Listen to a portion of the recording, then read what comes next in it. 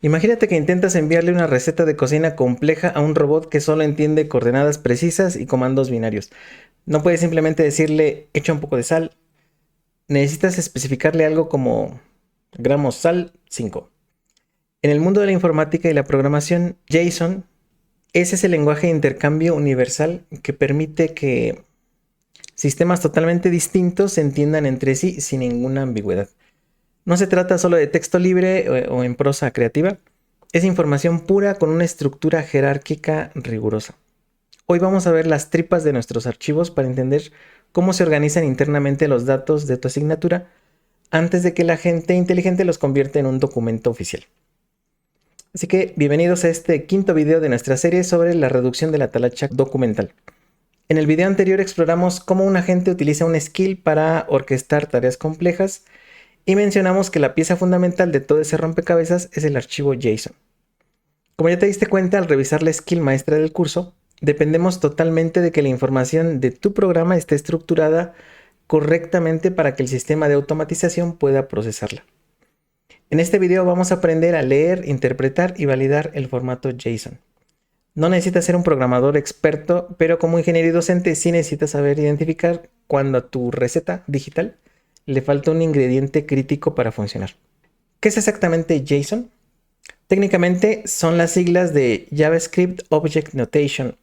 En términos de ingeniería de computación, piénsalo como una estructura de datos basada en diccionarios y arreglos. Es un formato ligero de intercambio de datos, muy fácil de leer para los humanos y extremadamente eficiente para procesar para las máquinas.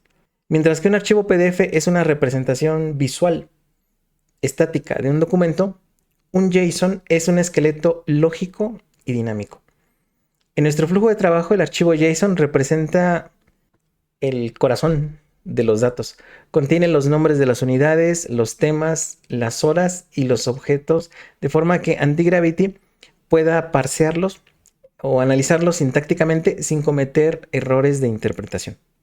Cuando abras tu archivo JSON en el editor, verás que la información está organizada de forma lógica en pares llave y valor.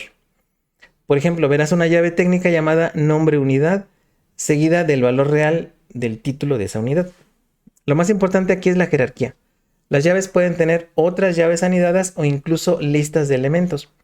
Esta estructura de árbol es precisamente lo que permite que la gente sepa con exactitud qué temas pertenecen a qué unidad y cómo debe distribuirlos en las 15 semanas de clase que nos exige la normatividad de la facultad.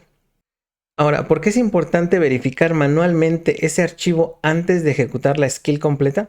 Porque la inteligencia artificial, por muy avanzada que sea, sigue siendo extremadamente sensible a la sintaxis del lenguaje. Si en un archivo JSON falta una coma, un paréntesis o una llave de cierre, entonces el flujo de ejecución se va a romper por completo. Así como antes cuando un compilador arrojaba un error cuando olvidaba uno un punto y coma en un programa de lenguaje C. En los videos anteriores ya utilizamos un script de Python llamado gen formato tal.py para verificar el entorno. Ese script hizo algo fundamental. O sea, el JSON que tomó el archivo del programa y lo pasó al documento de Word. Lo que hizo fue leer las llaves y las volcó a un documento de Word.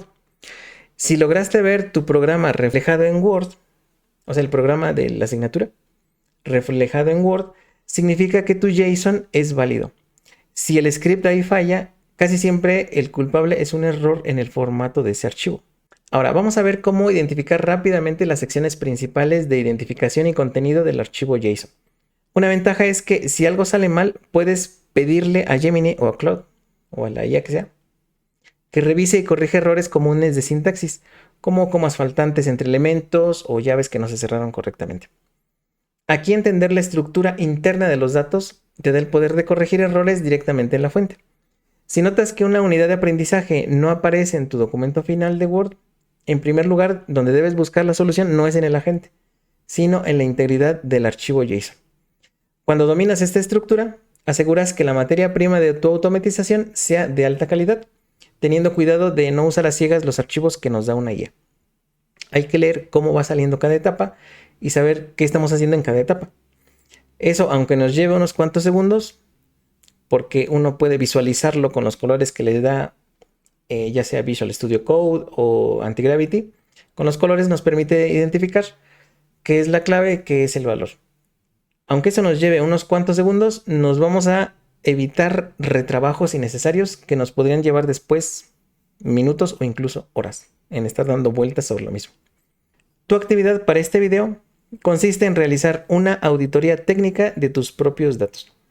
Abre el archivo JSON que generaste anteriormente, compáralo cuidadosamente con el documento de Word que obtuviste al ejecutar el volcado hacia el archivo de Word. Busca una unidad temática, verifica que el número de la unidad, el título, todos sus temas coincidan entre el JSON y el Word. Si encuentras algún error ortográfico o un dato de contenido que falte, lo puedes corregir directamente en el archivo JSON y vuelves a ejecutar el script para pasar de JSON a Word para ver el cambio reflejado. La evidencia de la actividad aquí es solo un párrafo en el que digas cómo te fue, si encontraste algún error o no. Aquí no subas archivos a la plataforma para esta actividad. Simplemente es un párrafo que nos dice si hubo algún error en la generación de tu JSON o no.